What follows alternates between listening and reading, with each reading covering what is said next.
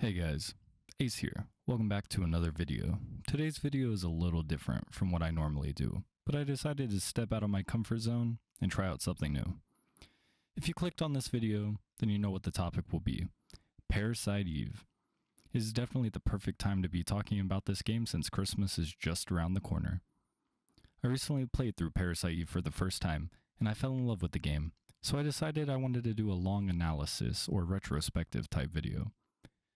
Parasite Eve is a survival horror RPG released in 1998 on the PlayStation 1 and was a sequel to a book published in 1995 with the same title by Hideaki Sena. This is definitely intended to be a long video, so if you wanted to learn more about Parasite Eve or just want a long video of some random man on the internet talking as background noise, then you have come to the right place. I will be talking about the background and development of the game mechanics, story, and my overall thoughts on the game. There will be timestamps for each section if you want to skip to a certain part of the video. Anyways, enough yapping from me. Let's get into the retrospective of Parasite Eve. Before diving into the actual game, it's important to know who worked on the game and what inspired them to make such an amazing game. Parasite Eve was developed and published by Squaresoft, now known as Square Enix. Hironobu Sakaguchi produced the game, which if you know anything about Square or jrpgs in general, then you know this man needs no introduction. He is the dad of Final Fantasy, and was a key figure at Square. Other than Final Fantasy, he worked on Kingdom Hearts, Chrono Trigger, and many other projects within Square as well.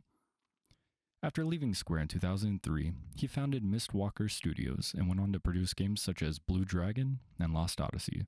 So with a man like that at the helm producing, a horror RPG was guaranteed to be a success. Along with an amazing producer for the game, they needed an equally great director, and that role was filled by Takashi Tokita. Just like Sakaguchi, Tokita worked on Final Fantasy titles and Chrono Trigger. He was the lead designer and scenario writer for Final Fantasy IV, and the director and scenario writer for Chrono Trigger.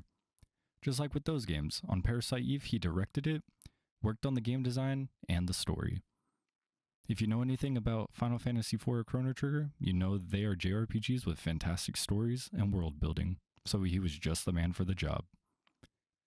There is one more key player I want to talk about before we move on, and that is Yoko Shimomura.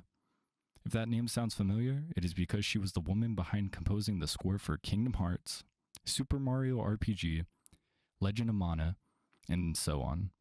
She worked at Capcom from 1988 to 93 and worked at Square from 93 to 2002, with her compositions being in so many iconic games as well as the topic of the video, Parasite Eve. Parasite Eve was actually the first game soundtrack she composed that had actual vocals, since the PS1 was the first console she worked on that had the sound capabilities for it. Now let's talk about the inspiration for Parasite Eve, which was the Parasite Eve book by Hideaki Sena. Released in 1995, Parasite Eve is a science fiction horror novel where the plot revolves around the concept that mitochondria, the organelles within cells, had evolved into a conscious life form called Eve, which seeks to take over the human race by manipulating human bodies through a process of cellular mutation, often triggered by a woman's donated organ. With the story focusing on a doctor who becomes entangled in the biological nightmare after his wife's mysterious death and subsequent organ transplant into another woman. Now keep this in mind, because the game actually acts as a sequel to the book, and some of the information about the book is stated in the game as well, just not in much detail. The game came about from a resurgence in popularity of Japanese horror sparked by the book, so a game and film were released alongside each other. And it was Square's first ever M-rated game and the first major American and Japanese game development collaboration within the company, so it marked a very important time for Square. Now on to game mechanics. For my discussion on game mechanics, the best place to start with would be battle mechanics, since that's where most of the actual mechanics take place. So let's discuss weapons and armor. Let's start with the weapons. Each weapon in the game has 3 different stats, which are attack, range, and bullet capacity. The attack makes sense. It's the damage output. Bullet capacity is how many bullets are in the gun before having to reload. Then there is range.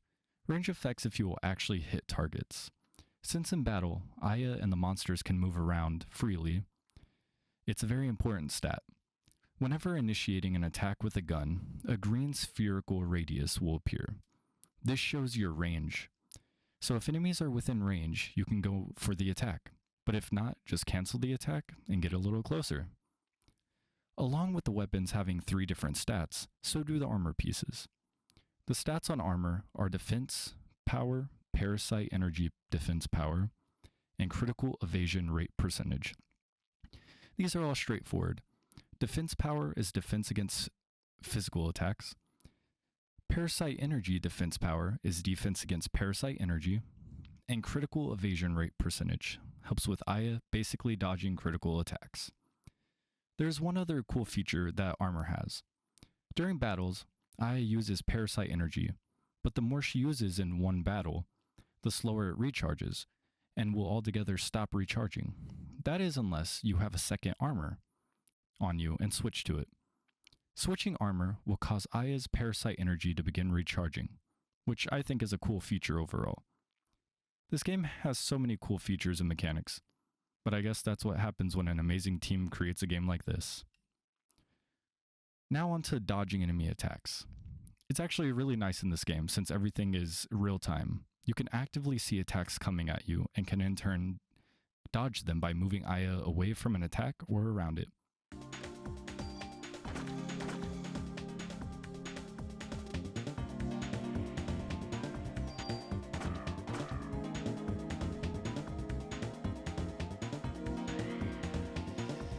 Oh, I'm dodging everyone. Now onto attacking. To perform an attack or any action, you need AT. AT, or active time, is the amount of time it takes to attack and is used in real-time combat games. So unlike some jrpgs that had turn-based combat, this uses a real-time combat system. There are moments when time freezes though, such as when choosing who to attack with guns or with your parasite powers, which I will talk about after this. With this style of combat though, when attacking with normal weapons and not using parasite powers, the enemies can still move and attack you while you're attacking them. If you aren't careful, you can get really messed up by enemies if you shoot too many bullets. When attacking with guns, you can choose who to attack once your AT bar is full. Depending on the weapon and what mods it has, there are different things possible here. Some guns are single fire, so you choose an enemy and shoot 1 bullet. Some have 2, 3, maybe even 5 shots.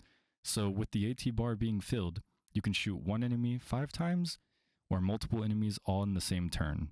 But remember that enemies can still move and attack, so having more attacks isn't always worth it.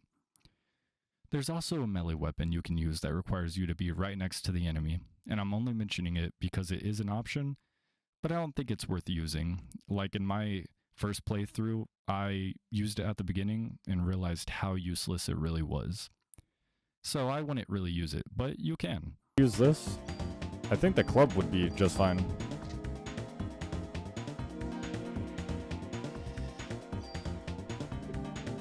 Oh, if the hit connects. Okay.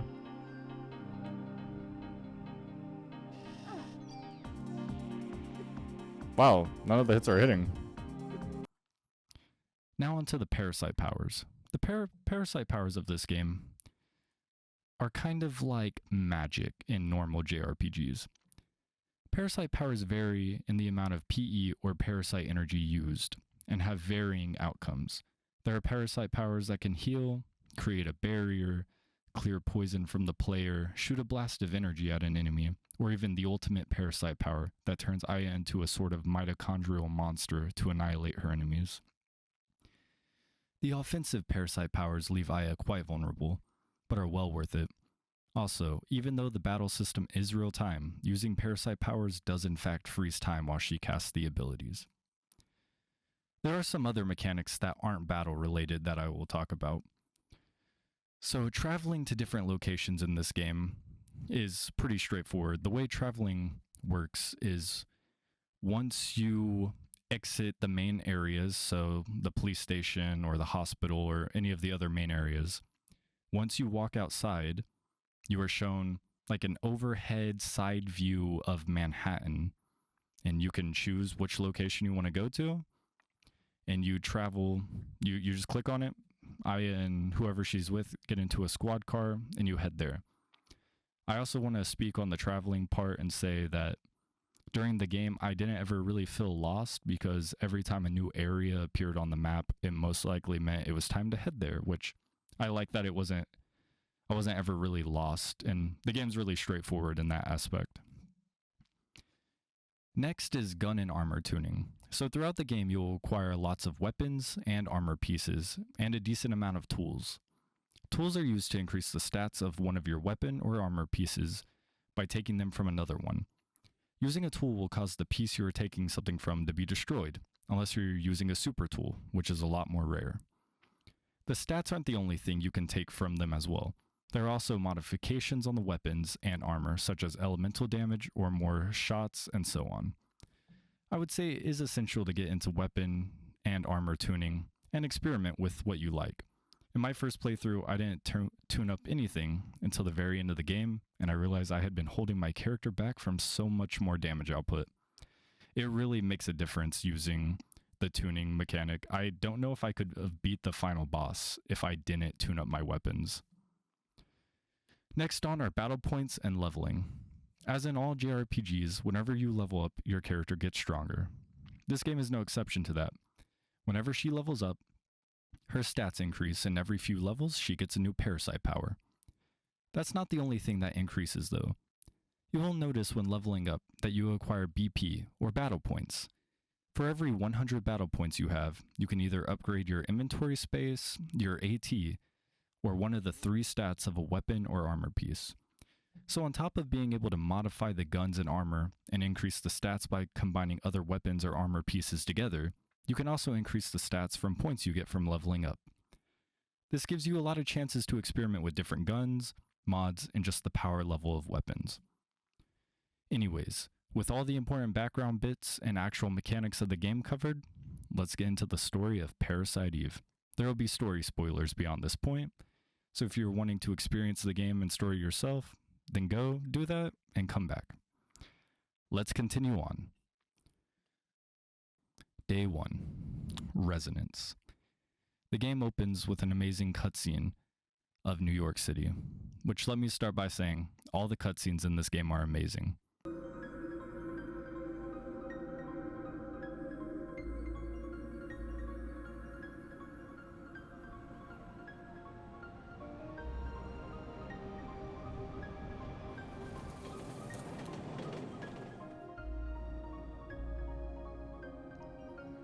Dude, I love these old school like PlayStation 1 cutscenes. PlayStation 2 had cool cutscenes too, but PS1 cutscenes were very different, very different. I fuck with them heavy.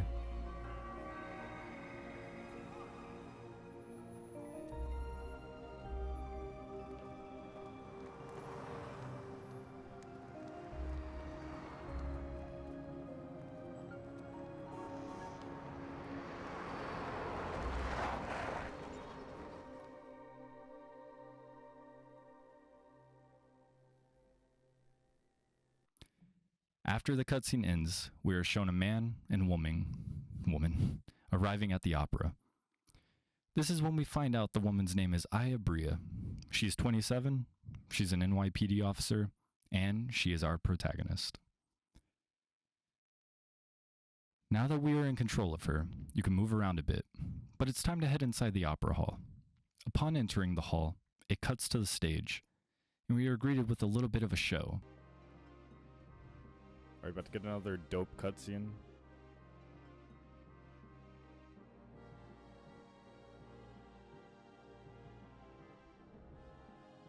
Father, please give me permission to marry Eva. Or Ava. I think it's Eva.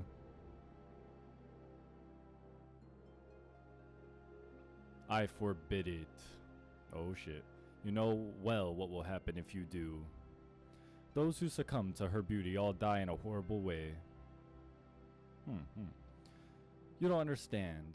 She is the one that has suffered after the deaths. Oh shit. She is evil. Guard, grab her. and burn her at the stake. Oh shit.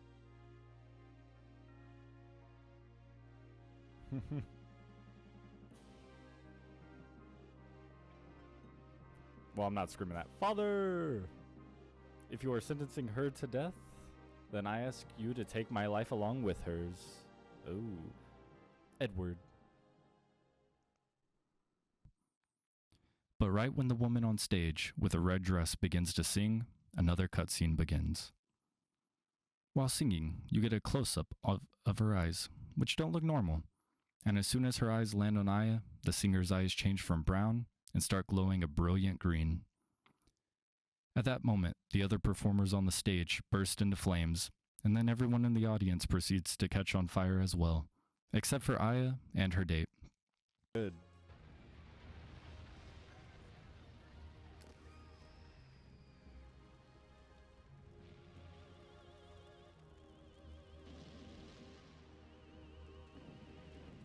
This game is wild. Yeah, I bet. I mean, I've seen videos on it, but this cutscene is so wild. They should remake this? Yeah, they really should.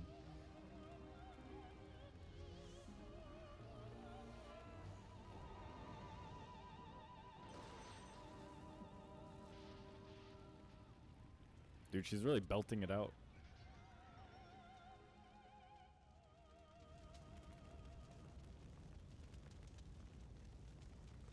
Dude, she's too good. I wish I could sing like her. Like, I wish I could sing and, like, light people on fire. Ugh. Jesus. I don't want to. Oh my god. Go. Get out of here. Now. Dude, that push. Aya then runs onto the stage to confront the mysterious woman, who seemingly caused everyone to burst into flames. Aya tells the woman to freeze. You're the only one who seems to be fine. What? And the woman, as of now known as the actress, tells Aya she will be awakening soon.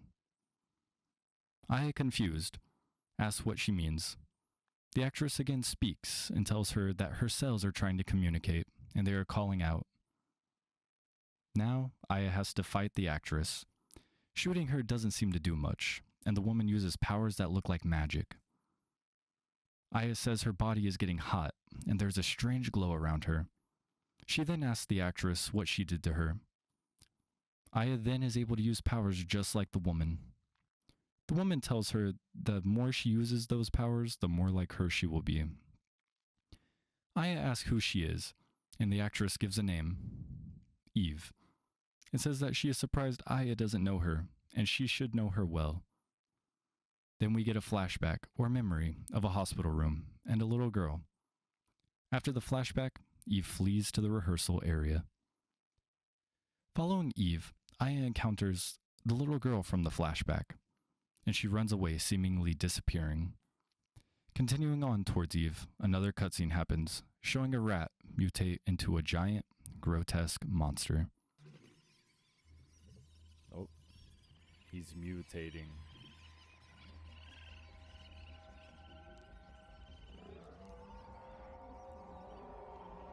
Oh my. Oh, that thing is... I don't think that's normal.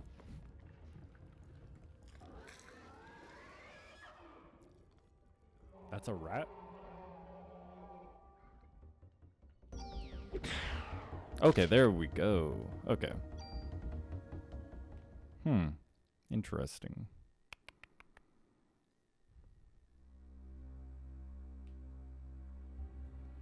Jesus.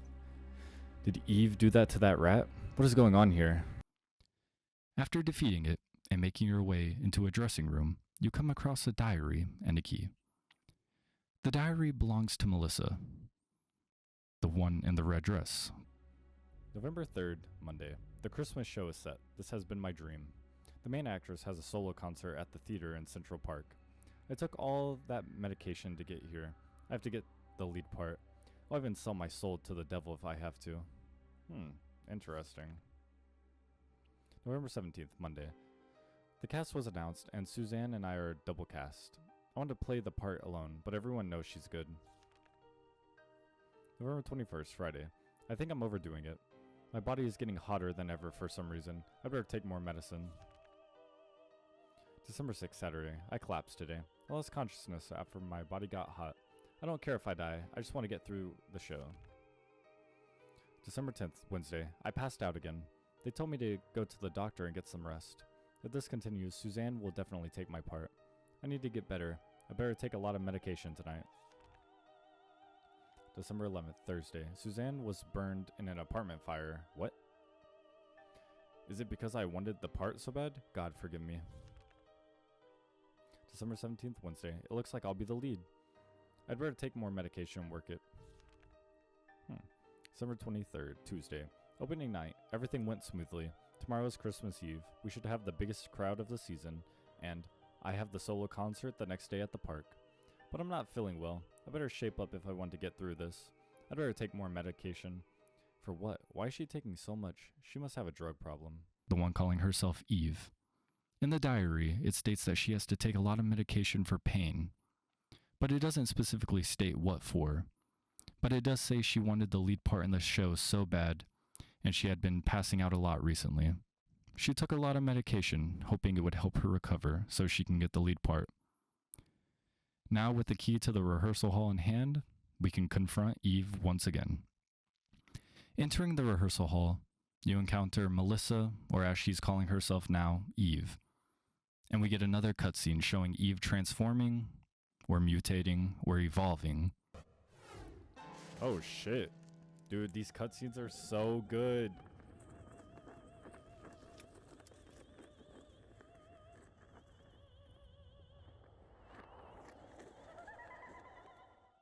Dude, these cutscenes are so good. Eve then goes on to say the day for mitochondria to be free has arrived, and there is another fight with her. Aya gets another flashback of the hospital and the little girl. After the fight ends, Eve is gone, and there's a hole in the floor that leads to the sewers. Aya chases after her, and in the sewers, she encounters the little girl once again. Trying to follow her, she seems to have vanished yet again. After making her way through the sewer, you reach a gate, open it, enter the room, and you will see Eve at the end of the sewer. Approaching Eve, Aya asks why she is different, and Eve tells her mitochondria know, and she is going to give her time to evolve. We are then treated to a cutscene of Eve turning into slime to squeeze through a closed gate. Ooh, cutscene. I fucking love these. She just gotta break the bars. She looks so ugly, but so pretty at the same time. You know what I mean? Like, she looks like a crazy monster, but her face is very, like, clean and pristine. What did she just... Oh. Yuck. Wait, what are you? Oh. Like a weird crocodile thing? Alligator? Whoa, whoa. With electricity? Whoa, this thing's crazy. After she's gone, it's time to fight a giant electro-alligator. After defeating it, we cut back to the front of Carnegie Hall, with Aya exiting and a news reporter outside talking about the events that took place inside. He then begins to hound Aya, and a man with a suit walks up and punches him square in the face and tells him to scram, buddy. Which, in my opinion, is just funny. This is when we are introduced to one of the main characters, Aya's partner, Daniel.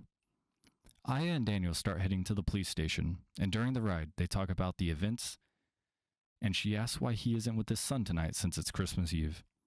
Aya then falls asleep in the car, and we are treated with some words on the screen saying, "It all started with the incident.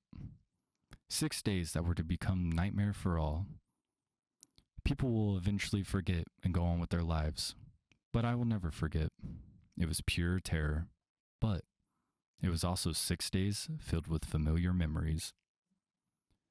Now day 1 comes to a close. Day 2, Fusion. Day 2 starts out with Aya entering an office within the police station, where Daniel and 2 other officers, Nix and Warner, are gathered. During this conversation, we find out that Melissa has no friends or family, and recently her apartment burned down.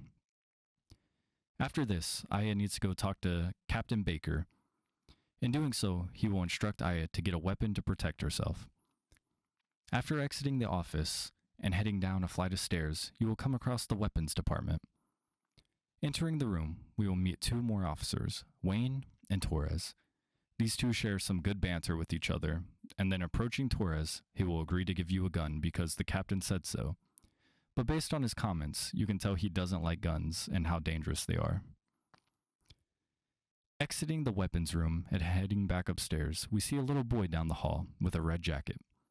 Approaching him, we learn that this is Daniel's son, Ben. Ben came to see his dad and is talking about the concert that they were supposed to be going to tonight.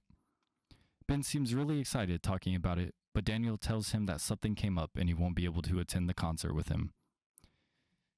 Here, Daniel also makes a comment on not being a good father and how Ben's mother is alive but not really there for Ben. Ben, upset, storms out of the police station. After this interaction, you can speak to a female cop in the hallway, and she will inform Aya that Daniel and his wife Lorraine had gotten divorced a year ago. With a new weapon in hand and a little family drama, you can head back to Baker. He will inform Aya they will be holding a press conference at the station to discuss what happened last night. He tells her not to speak unless instructed to do so. Now, the press conference has begun, and the captain tries lying and covering up what actually happened the night before, so the public won't freak out. After a little bit of pressure, though, from the reporters, Aya begins speaking on everything that happened, the people randomly combusting and the mitochondria and everything. Now, cutting back to Baker's office, he is furious with Aya for telling the press what really happened. Even if he believes her, he doesn't believe she should have told them that. The furious Baker is interrupted by a phone call, stating that a Japanese scientist that knows more about mitochondria is on the way over and may be of some assistance to them. Looking for any other information that could help, we learn that there is a scientist that works at the Museum of Natural History that recently published a paper on mitochondria, so Aya and Daniel head over to see him.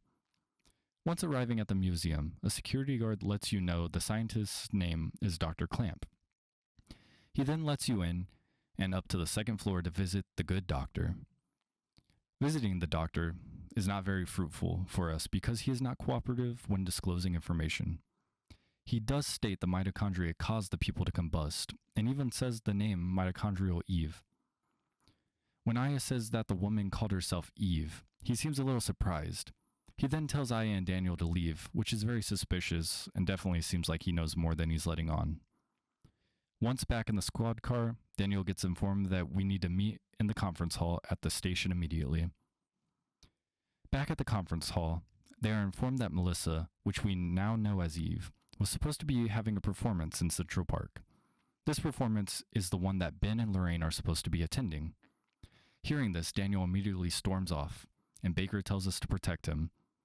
We then get in the squad car and head straight to Central Park. The Central Park. Oh, this is so cool. They should make cutscenes look like this again in video games.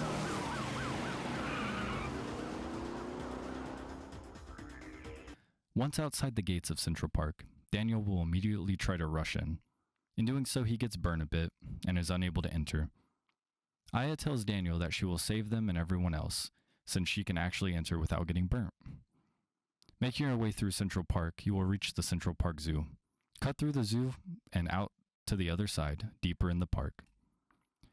Keep continuing on until you reach the Central Park Amphitheater, where the concert is supposed to be taking place. Heading towards the stage, you see Eve. Eve will begin to speak, and then the audience gets melted into a giant blob, and Eve flees backstage. You get items that can transfer the bonus stats to new pieces of armor and weapon? Oh, okay. Thanks for letting me know, Malfestation. Malf is correct. I forgot about that. Okay. Oh my god. Dude, I love these cutscenes so much.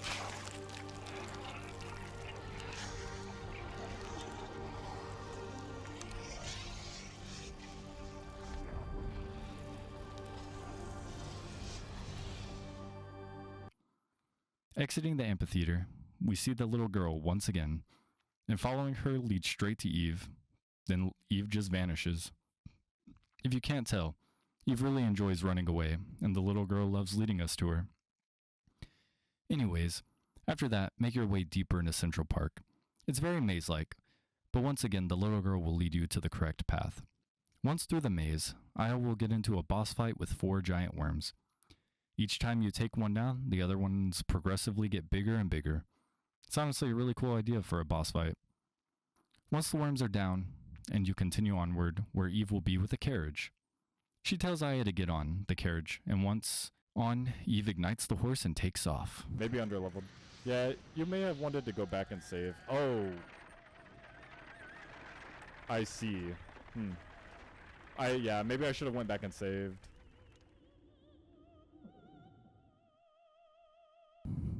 Time for another fight with Eve, but in one of the most confined spaces ever. One specific parasite power will come in handy here, that power being the barrier ability, due to one of her attacks literally hitting the whole battle space. After the fight with Eve has concluded, Eve will ask Aya if she still doesn't know who she is, and even if you don't know, your mitochondria will. She also states that that's the reason why she was drawn to the opera in the first place, because of her mitochondria. Eve approaching Aya causes her a great deal of pain, and then the carriage crashes. Wait, did I survive? Or is there more to this fight? You're posting to repositioning a smack Aya again?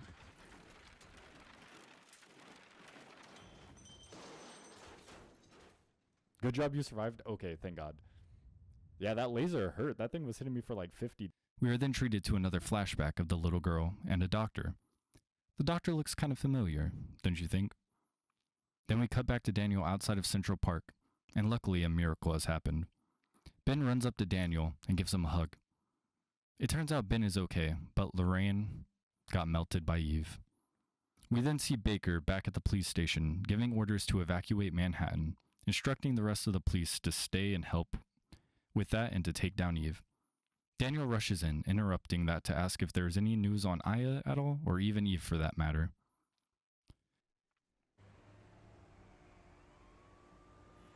If they keep the AT system RPG stuff, it'd be okay with it, and if they didn't, it would still be nice to have some love for it. Yeah, to show love for it. Yeah. Dude, they should keep this style of cutscenes, though. These kind of cutscenes are so good. I think there's some minor issues with the IP rights. Yeah, that's what my friend was talking about earlier. He said that Square doesn't technically own Parasite Eve. It's still owned by the author of the book. The book. Or books. Is it multiple books or one book? We then are shown a Japanese man, possibly the one earlier, who knows about mitochondria, trying to get past the police blockade into Manhattan. The officers refuse to let him through, and one is downright racist. The officers begin to burst into flames, so he takes the opportunity to slip past them, and it serves that one officer right. Aya, still experiencing a flashback memory dream of a hospital, awakens in a room with the Japanese man, whose name is Maida. Daniel then walks into the room and explains to Aya what's been going on with the evacuation and the search and whatnot. She then proceeds to inform him what happened at Central Park. Maida, then making a connection to the book of Parasite Eve, states that this happened before in Japan several years ago. Aya, terrified that she may be a monster just like Eve due to her unexplainable mitochondrial powers, tells Daniel to leave her because she doesn't want to harm him or worse, kill him. Daniel and Maida then exit the room, and we learn a bit of information on Aya's family. Her mom and sister died in a car crash. That then wraps up day 2. A lot happened on day 2, but this crazy story is just getting started. Day 3, Selection. Now we're on to day 3. Aya awakens in the abandoned apartment. Walking outside, you realize that Maida stayed, and so did Daniel as well, even though she told him to leave. Before heading back to the police station, Daniel suggests stocking up at the nearby weapons store, and Maida suggests stocking up at the nearby pharmacy. After restocking, it's time to head back to the police station. Daniel also says the rules of the road don't apply, and that they can take the shortest route in Manhattan, most likely due to the island being evacuated. Deciding to head to the museum to find more information on the mitochondria's abilities, Aya, Daniel, and Maida get into a squad car and take off. Arriving at the museum and heading to Clamp's office, he is nowhere to be found. Maida, taking the opportunity to use Clamp's lab equipment, pulls out a sample of Eve's DNA and places it under a microscope. Then collecting some of his own blood and placing it with Eve's DNA causes a strange reaction. We get another amazing cutscene on a cellular level. Cutscene? Oh yeah. I just can't get over these cutscenes, they're so good.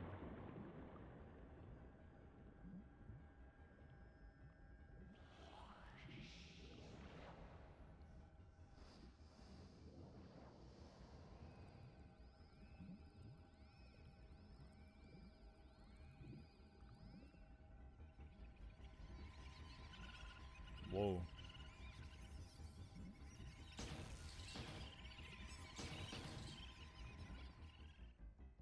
They're doing some Eve's cells completely envelop Maida's and have control over the nucleus. Maida then tests Aya's DNA and Eve's. Aya's nucleus gets provided more energy from her mitochondria to defend against Eve's cells.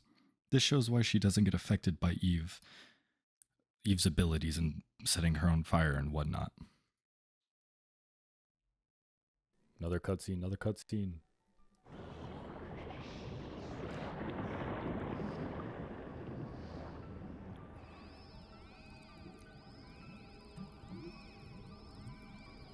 Dude, her cells are super powered. Oh. Oh, it's fighting back. Oh, dang.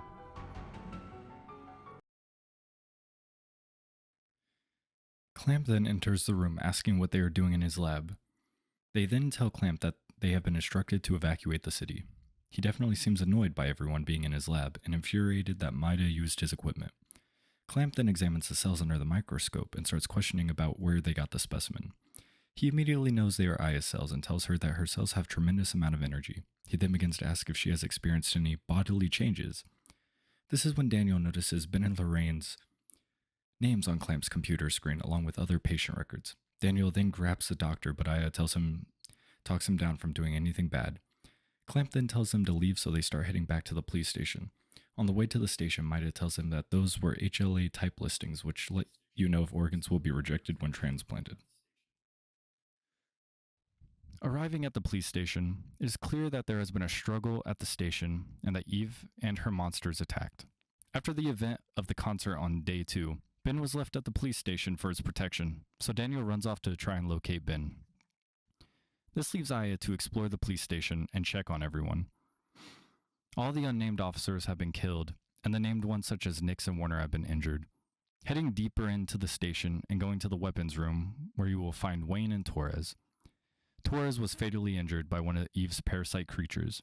Torres could have shot to protect himself, but he hadn't shot a gun since his daughter was shot and killed. He then passes away, and Wayne takes over the weapon modification and tune-ups. Wayne tells you to avenge Torres, and Aya heads back out. Heading over to the animal kennels next and speaking to Officer Kathy, she tells you that Shiva, the German Shepherd, was acting weird, so Ben chased after her. Heading to the chief's office next, the injured officer will inform Aya that Baker chased after Ben when he ran off, so he could protect him. Making her way back to the main hall and up the stairs, it cuts to Ben chasing after Shiva deeper in the station, and parasite creatures appearing behind him. Enter the forensics lab nearby. You can talk to a lab tech and tell her to stay there for safety. Now, straight on from the lab, you can enter a room where an officer gets killed by a giant creature, which I believe is the same one that killed Torres, so take it out to avenge Torres and the other officers. Back out in the hallway, head the only way you haven't gone yet, take a left and enter the room at the end of the hallway. We are then shown a scene of Shiva and Ben, with Baker telling Ben to get away from Shiva because that's not Shiva anymore. Then we are shown a cutscene of Shiva splitting open and mutating into a giant 3-headed monster like Cerberus. These games as if they were new to us. Whoa. Oh shit. I don't think Shiva feels so good.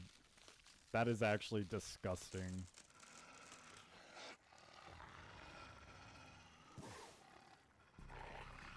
What the hell? It's like a... Now it's time for Aya to enter and save Ben and Baker from a giant monster dog. Once the fight concludes, Daniel will run in. Somehow we got here before him, even though he ran off before us and we made our way through the whole station. And Ben will tell him that Uncle Baker was protecting me. Daniel thanks the captain, and Baker tells him to stop calling him that. Baker then reminisces on how they used to all play together with Ben when Ben was younger, showing how closely they used to be. Ben mourns the death of Shiva, and day 3 comes to a close. Day 4, Conception. Now on to day 4, which starts with a briefing in the captain's office, with Daniel as the acting captain, since Baker got injured in the attack on the station. When speaking, they say maybe Maida knows more about this, so Aya has to go find him. Knowing his love for science and research, there is one obvious place for him to be. Heading to the forensics lab, you will find him and the lab tech talking.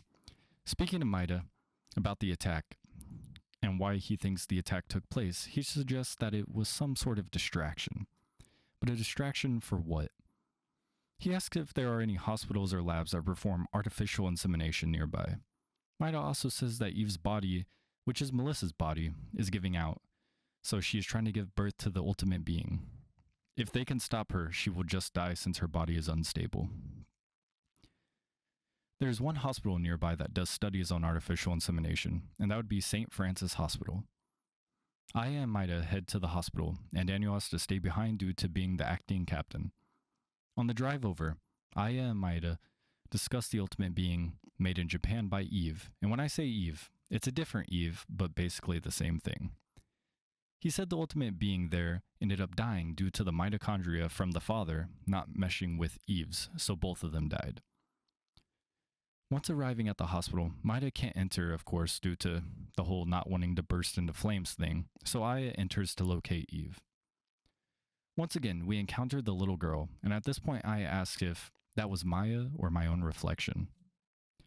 Entering the elevator, Eve will cut the cables, dropping Aya down into the hospital basement.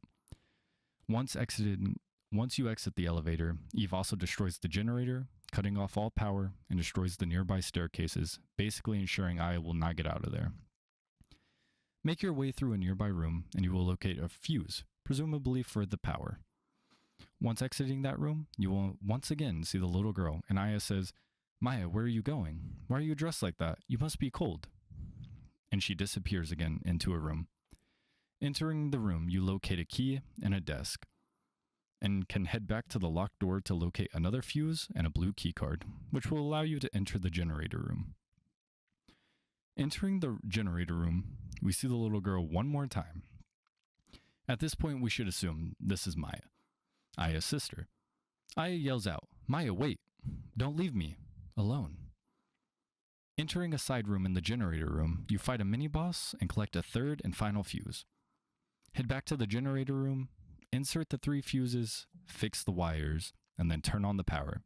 You then can head back up to the hospital lobby. Back in the hospital lobby, you will see a door that was previously closed, wide open. Entering the room, you will get in a fight with a couple monsters, defeating them and saving 2 people, a doctor and a patient. Then the doctor will ask Aya to help the nurse in the next room over. Entering the side room and defeating the monster that would have killed the nurse, you get another flashback, and it turns out this room is the room from the flashbacks. The nurse gives Aya a green key card, so you can enter the room by the elevators. Talking to the doctor by the elevator, she says that they have liquid nitrogen for a sperm bank, and Aya realizes she needs to shut off the liquid nitrogen to stop Eve. Enter the room, defeat the mini-boss, and turn the valve for the liquid nitrogen off. After that, we take another elevator up to the 13th floor, where the doctor said the artificial insemination research takes place. Continue through the floor until you reach a door and an elevator. Entering the room, you can locate a few very important documents. One is on the fridge, stating that Hans Clamp, the scientist from the museum that definitely knows more than he should, was part of the artificial insemination research team. Also, there are patient records on the floor, the same ones we saw on Clamp's computer back at the museum. In the patient records, Aya locates one on her mother, Mariko Bria, stating that Mariko and Mayabria had been brought in after an accident on December 23rd, 1977. Mariko was pronounced dead after cardiac arrest, and the page stating what happened to Maya is missing, which is very strange. One more very important document can be found here, a document on Melissa Pierce, that states she had an emergency hospitalization on December 23rd, 1997, which is the same day as her mother and Maya. It also says her operation was successful, but she needs constant medication. Now we get the elevator key as well. Making your way into the elevator, it fades to black. We cut to a Navy ship and an admiral ordering fighter jets to prepare to launch and head towards Central Park to attack the enemy. Aya in the elevator. Now cut back to Aya in the elevator, and there's an empty sperm container signifying that Eve already has what she needs. Exiting the elevator, you come out onto the roof and have a boss fight with a giant, nasty, grotesque spider. I hate spiders. With her spider monstrosity defeated, Eve shows up to speak to Aya. Eve begins speaking about the ultimate being created in a far-off eastern land, which she is clearly talking about the events of the Parasite Eve book. Along with this, Eve says that Eve in Japan was her sister, but she is higher up on the evolutionary chain than her sister ever was, so she won't make the same mistake she did. Eve then makes a statement that made it seem like Eve and Maya might be the one and the same. Isn't that crazy? But maybe not completely shocking. We then get a cutscene of fighter jets approaching for the attack. Eve turns them to liquid. Aya tries to beg Eve to stop, but of course she refuses. Now Aya needs to get off the roof before the unmanned fighter jets crash onto the roof.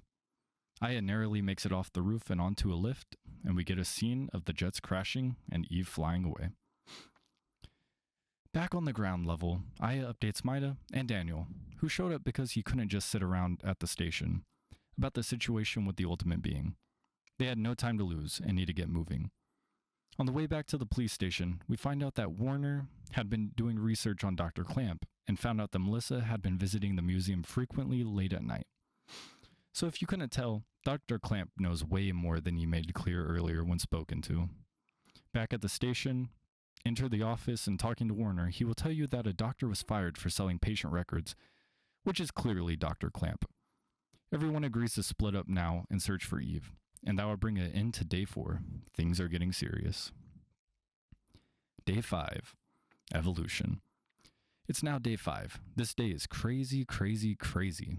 Day 5 opens up with us on the map, and there are 2 new locations available. There's the warehouse and Chinatown. Heading to the warehouse, there's a cop outside that tells you Eve is inside. He then says he will call for backup and runs away so fast. He is so ready to get out of there. Luckily, we don't need him. Clearing the warehouse, there is no sign of Eve, so to Chinatown we go. Once in Chinatown, just head down the road until you come across Maida next to an open sewer manhole. Maida informs us that Eve is down in the sewers, so Aya tells him to notify Daniel. We jump down into the sewers to search for Eve. Make your way through the sewers till you reach an open area with a ladder and a bridge. Climb up the ladder and cross the bridge, and we are greeted with yet another cutscene. The Central Park audience that was turned into a nasty blob is in the water reservoir. But like I said, I do have a friend that owns it. You must be out of the sewer soon, I feel. Oh, cutscenes. They're so good.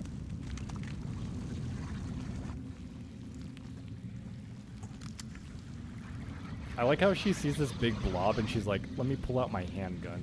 It's so good.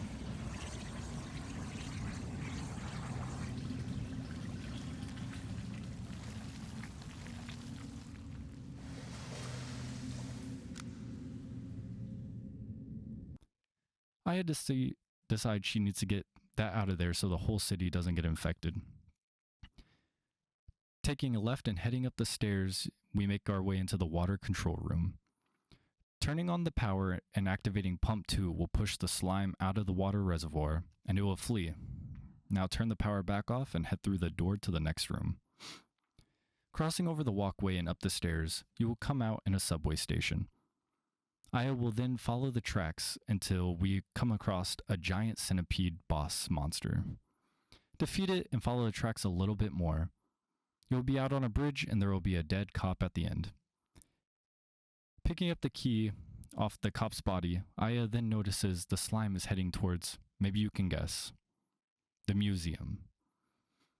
Make your way out of the subway, then it's time to head to the American Museum of Natural History. Entering the museum, we notice someone entering a room, and it looks like it could be Dr. Clamp. So Aya decides to follow him. Eventually, he will enter a room that is locked, so Aya needs to backtrack. But Aya gets attacked by dinosaurs, so now this game is Dino Crisis. Now back in the lobby, continue on through the museum, and have an encounter with the scorpion boss blocking your way. Once it's taken out, time to continue on the search for Eve. Eventually you will take a door that leads outside to a ladder, then you can take it up to the 3rd floor. On the 3rd floor, you get into a fight with a pterodactyl. After that, deeper on the 3rd floor, you will enter a room and someone will lock it behind you. My suspicions are on Clamp, of course. Locked inside the room, there is only one way forward, and it's to climb through a giant busted out window. Climbing through, you can then drop down to the 2nd floor. On the 2nd floor, you will need to continue on until you reach the security control room. In the security control room, Aya notices something on the monitors. It's Eve. So we need to figure out where she is. Also, in the room, we can disable the security measures, which will unlock the gates. Once we exit the security room, we see some slime engulf a T-Rex skeleton, and it basically comes to life. So that's how she controls inanimate objects. Now with the security gates raised, we can make our way back to the 2nd floor, and we will notice that Dr. Clamp's office is open, and someone is inside. When entering the lab, Aya finds Maida, and he said he was there because there was something he needed to test. Maida also informs Aya that Daniel went to the hospital for something, but should be on the way back to the museum. Maida also gives Aya a special gun that he had made that should have a great effect on Eve's creatures. We also learn while in the lab that Clamp had a vial with blood in it, and it had Maya's name on it with the codename Eve. This is the final proof that is needed to clarify that Eve and Maya are one and the same. Dr. Clamp was culturing some of Maya's DNA for years and started doing research on artificial sperm for Eve. To ensure that Eve can make the perfect being, he was making sure the sperm had no mitochondria and just the nucleus, so Eve would have full control. Now the good doctor finally makes his appearance, and Aya tells him that she is placing him under arrest for orchestrating all the events that have occurred. He then goes on to say human laws are meaningless and attempts to attack Aya with a scalpel, so she can't get in Eve's way. But the man, the myth, the legend Daniel, shows up just in time to knock him out cold. Once Clamp regains consciousness, he and Daniel get heated, arguing, and Aya asks Clamp why he is doing this and what he hopes to get out of it. He states that he is waiting for the birth of the ultimate being, and that Eve is pregnant with Melissa's body. And again, like a broken record, he says he won't let us interfere with Eve. He then calls out to Eve, saying he is ready. Aya then yells at Daniel and Maida to get out as they jump out of the window. Dr. Clamp suddenly catches on fire. Luckily, Daniel and Maida made it out. Clamp's final words to Aya are, "Humans are pathetic," and he dies.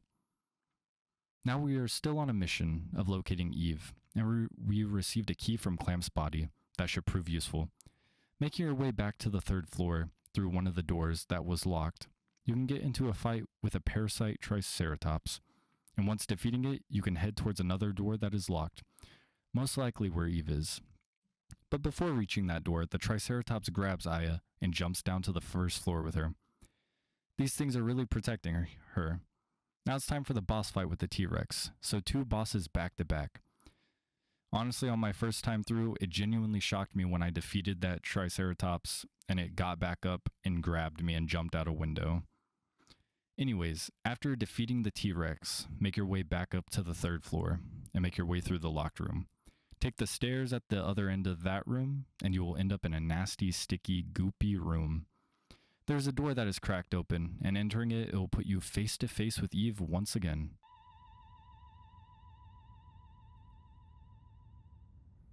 Ah, a cutscene. Oh.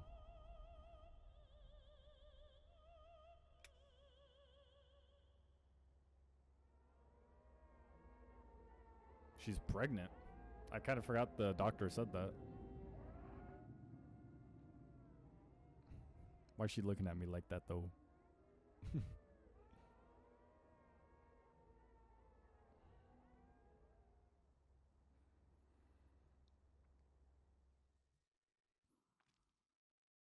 Entering the room will trigger a cutscene with Eve, and notice she is pregnant with the ultimate being.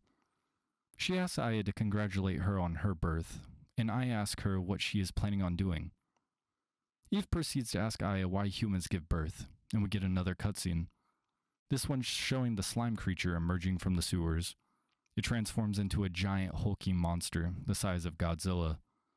The monster then punches a hole through the museum, grabs Eve, and envelops her in a protective shield.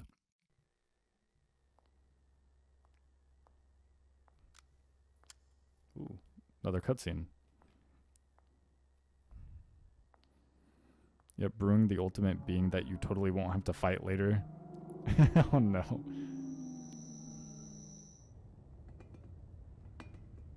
Oh, what's happening out in the town? In the city? Oh. Yucky. How are your dogs? Oh, my dogs are good. And I'm doing good as well. Doing good as well. Holy. It's like a Godzilla monster. Ew. It's all goopy.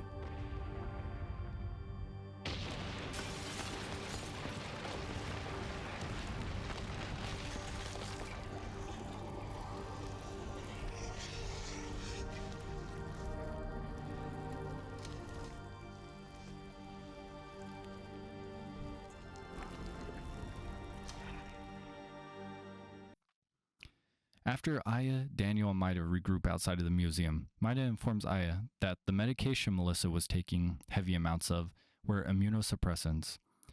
When Melissa was a child, she got a transplant, and that transplant came from Maya, Aya's twin sister, and it was her kidney that was transplanted.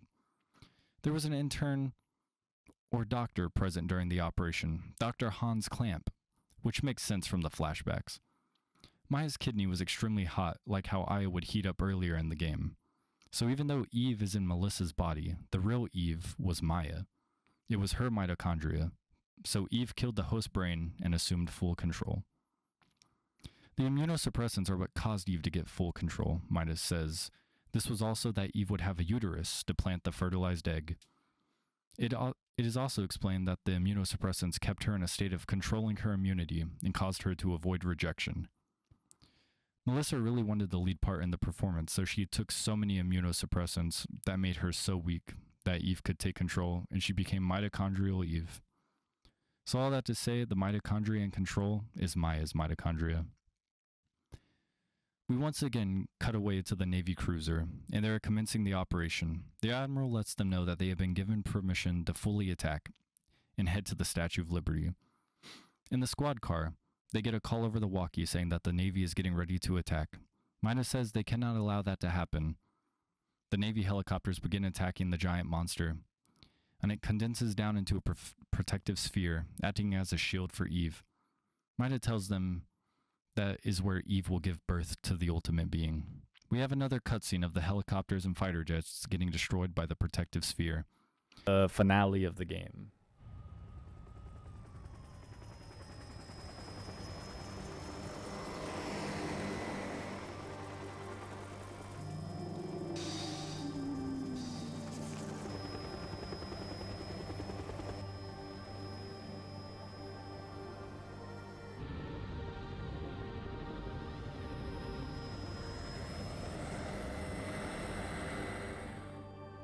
Interesting.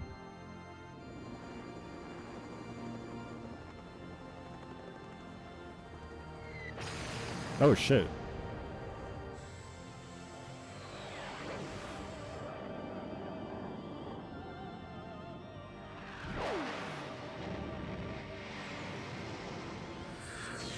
Oh. Man, the Navy's kind of useless. Damn, they're just getting fucked up.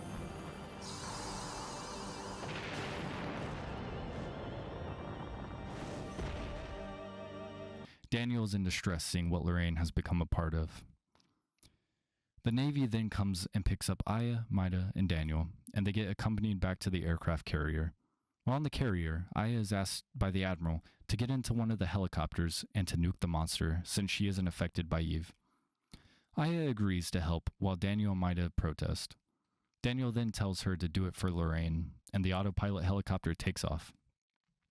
We get shown the helicopters moving in for an attack, and once in range, the helicopter formation changes. The formation is meant to protect Aya. The manned helicopters are acting as a shield so Aya can land a killing shot. Aya takes the shot, but it's too late for the other men, unfortunately. Back on the Navy ship, everyone is cheering from the success of the mission, but that quickly fades when Aya says it's not over yet and refuses to return to the ship. Eve then emerges from the remains of the once giant creature. Maida insists that there is something he really needs to give Aya, but it's too late for that now. Then we get a badass cutscene of Aya parachuting from a helicopter. Sad.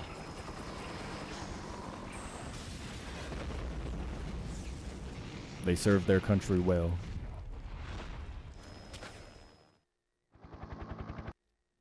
Okay. Here we go.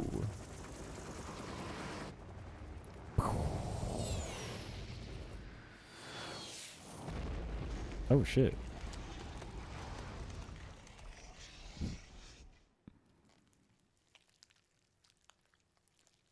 I think his head just exploded. All over the Statue of Liberty.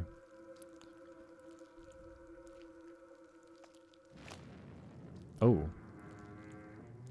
I think it's about to take out the Statue of Liberty.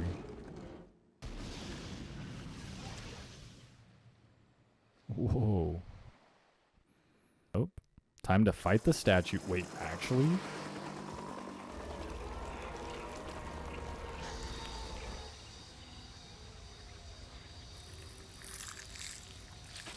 Ew. Just joking. Okay, I was like, what? Oh. Oh god. She's why's she looking at me like that? Epic finale.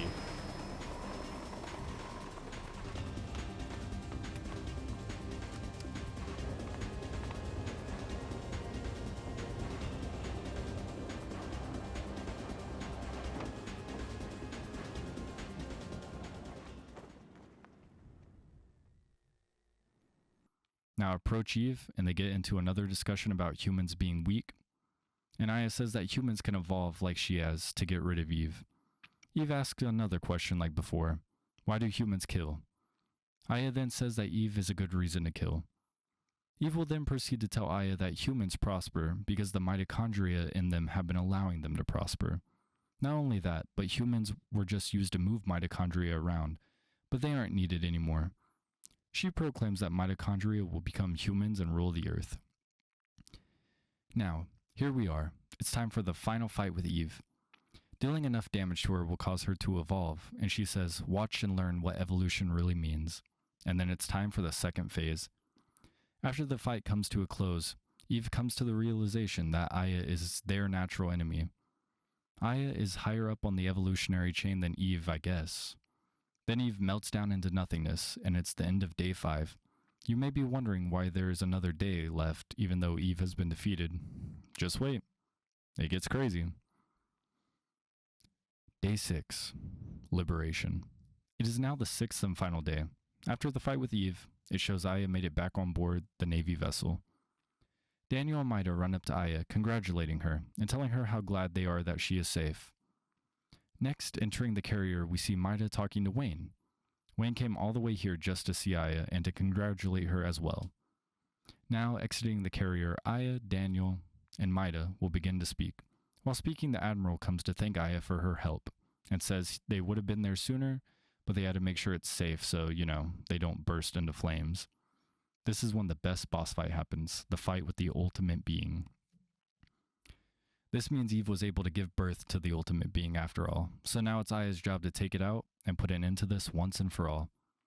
They are told to leave, but Aya stays behind to fight, so Daniel and Maida are flown to safety. Before getting flown away, though, Maida attempts to give Aya something, but Daniel stops him, thinking it's just one of those useless charms he gives just to fill up your inventory throughout the whole game. With everyone off the carrier now, Aya comes face to face with the ultimate being. We are treated once again to an amazing cutscene like every other one. Now it's boss fight time, but the ultimate being doesn't look very ultimate. It just looks like a mutated baby thing. After dealing enough damage, though, it mutates and its form changes. This is when you realize this is going to be a multi-stage boss fight. After looking into it more, each phase has a different name. Phase 1 is the baby stage, and then Phase 2 is the child stage. In Stage 2 it grows wings, and dealing enough damage it will split into 2 separate enemies. Finishing this phase, it evolves again to the 3rd stage, the adolescent, which looks a lot more like an ultimate being, just because how giant and muscular and manly it looks, and it deals a lot of damage. Even doing a grab move that will take your health down to 1. Once enough damage is dealt, it evolves to Stage 4, the adult. The adult has a bunch of orbs that fly around and shoot at you, and it takes no damage. After shooting it enough times, it cuts back to Daniel and Maida in the helicopter. It turns out that Maida was trying to give Aya bullets infused with Aya's blood, which should do immense damage to parasite creatures. With no other way to get the bullets to her, Daniel grabs them and jumps out of the helicopter. Once he's close enough, he bursts into flames and throws the bullets to Aya. He lands in the water, which puts him out. Then it's time to get back to the fight. Now with her new bullets, Aya is able to hurt the adult form. After enough damage is dealt, the ultimate being starts to break down, and the fight portion is over. The last form doesn't have a name that I know of, but I would call it Elderly. The ultimate being begins to chase Aya into the interior of the ship. Aya looks at the map and decides to make the ship self-destruct to take out the ultimate being. Now for the horror, this is the most tense and horrifying part of the whole game. If you get caught, it's an insta-kill, and you have to redo the whole multi-stage boss fight again. Which I learned that the hard way when I tried to save at that save point that's right by the door that you need to run through. Anyways, making it through the chase successfully, you will reach the engine room and set it to blow up. Now run back out while still getting chased, and once at the top of the ship, Aya jumps overboard, and a cutscene will trigger showing the ship and ultimate being getting blown up. Now back on land, with Daniel and Maida, we get an explanation on why Aya is different and has the powers that she has. It turns out when the car crash happened, a part of Maya was transplanted into Aya as well, just like with Melissa. Aya was born with a birth defect that affected her eye, so a part of her eye was transplanted from Maya. This also explains the memory flashbacks that were going on. The last memory of Maya was burned into the cornea of Aya's eye. Maida also suggests that the reason her mitochondria turned out differently from Melissa, or Eve's, was because it was living symbiotically with her human nucleus. Maida is worried that since this has happened twice now, that it might be a message of some sort, and suggests that humans are like parasites on Earth. Then the sun rises, and the game comes to a close. Well, there is one more cutscene with Aya, Daniel, Maida, and Ben at the opera, where the game all started. Then Aya and everyone's eyes in the audience glow a brilliant green, and now the game officially ends. Yeah, for real. The Song of Combustion.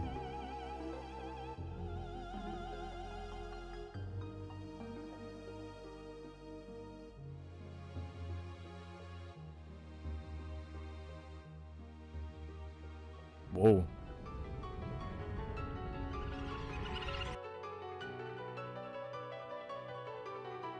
Oh, what?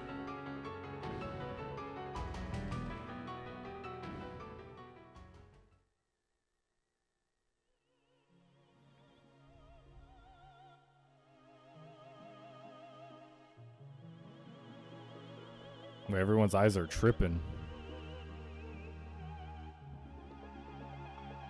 Why are their eyes all red? Well, at least they're not catching on fire, I guess.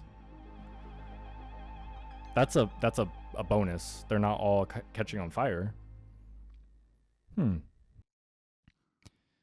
Now, before giving my closing thoughts, I decided it would be fun to see what other people thought of the game, so I decided to take a look at reviews on Google.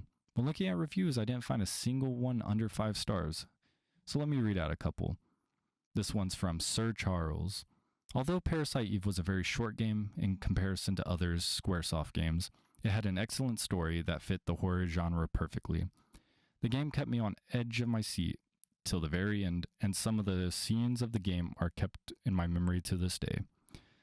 I do write this after having played it nearly a decade ago, but the premise of the game, the concept that something within our own bodies could become so adamant on our departure still sticks with me to this day. If you are looking for a typical Squaresoft time sinks, this isn't it, but if you're looking for a legendary storytelling of Xenogears, Chrono Trigger, and many of the Final Fantasy series, this will not disappoint. The only disappointment is that it ends quickly. Sir Charles here is completely correct. It's not a big time sink, which is nice if you don't want a really long game, but you still want a good story. This has all of that. I will say if you want a longer game, this definitely isn't one for you, like JRPG wise, but I would say for its length, it has an amazing story to go with it. But I do agree it does end a little early. Okay, how about another one? This one's from Chris of All Trades. The only thing that sucks about this game is the short length. Other than that, it is one of my favorite games of all time. Once again, another one saying the length is too short. I do think it's a short game. It would have been cool if it's longer, but I think the length of the game works out well with what the story was. But I will agree, I would have loved a longer game. The premise of the story and everything was amazing. And let's do one more. This one's from Jonathan Campos, one of the best RPGs I've ever played. The plot is amazing. The CGs were breathtaking when it was released. It's definitely a must-play. I agree with you, Jonathan Campos. This is a must-play, and the CGs are so amazing.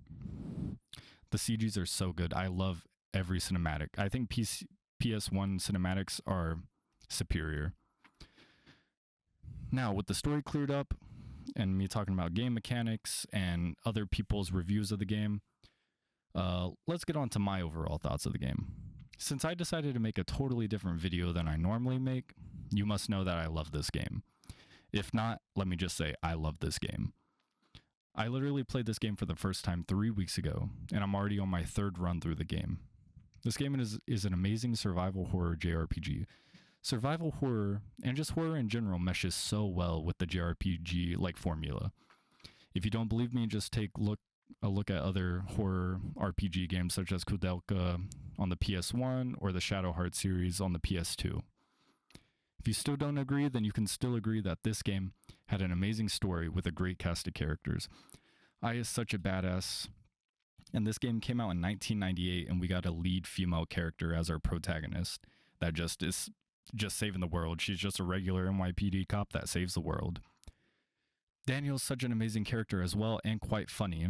And he's a dad. He's a working man. He's amazing. And then there's the most awkward man, a man that I think we can all relate to, Maida. Along with that, the boss fights were all fun, and a lot of them had me super tense because I never knew how close they were to being taken down, especially on the multi-stage final boss fight of the game. Speaking of fights, once you get your guns tuned up and nicely and your AT increase, you can be quite the force. I wouldn't say completely overpowered because I had troubles with the final boss, but that's how final bosses should be, in my humble opinion. But yeah, as a random man on the internet, I think everyone who is a fan of classic PS1 games, JRPG enthusiast, horror fanatic, you should give this game a playthrough. It will be well worth it.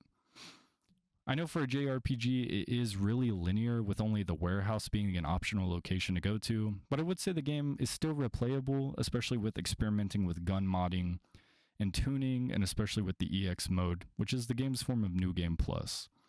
It allows you to take a weapon and armor piece over to the next playthrough, and an optional location or dungeon will become available. The Chrysler building is an in-game content, but it is where you can fight the toughest enemies and get the best equipment in the game.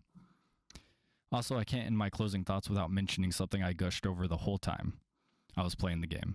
The cutscenes were literally beautiful. Disgusting, but beautiful. PlayStation 1 CGs have so much character and personality. The graphics quality may not compare to super realistic graphics of today's standards, but I would say I prefer PS1 cutscenes over modern cutscenes.